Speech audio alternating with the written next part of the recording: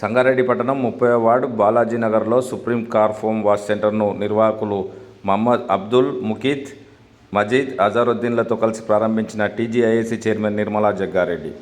ఈ సందర్భంగా వారు మాట్లాడుతూ సంగారెడ్డి పట్టణ ప్రజలకు అందుబాటులో ఉన్న సుప్రీం కార్ ఫోమ్ వాష్ సెంటర్ను విజిట్ చేయాలని కోరారు. పట్టణ ప్రజలందరికీ మంచి సర్వీస్ను అందిస్తూ వ్యాపారంలో అభివృద్ధి చెందాలని సుప్రీం కార్ వాష్ సెంటర్ నిర్వాహకులకు అభినందించారు. ఈ కార్యక్రమంలో కౌన్సిలర్లు నవాజ్, వెంకటరాజ్ తదితరులు పాల్గొన్నారు.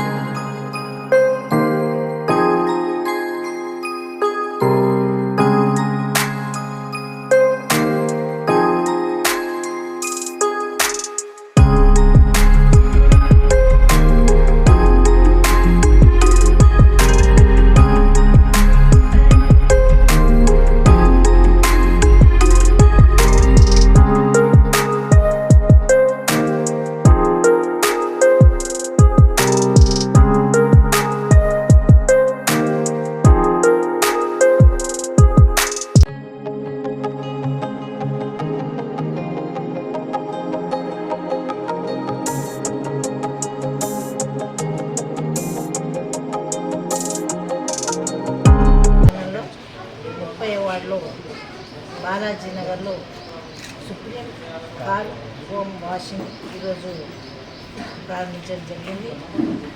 మరి ఇది ఎంత యూజ్ అవుతుందంటే టౌన్లో ఇప్పుడు బాలాజీనగర్ అంటే మధ్యలో అయిపోయింది, ఇప్పుడు సంగారెడ్డి టౌన్లో మధ్యలో అయిపోయింది.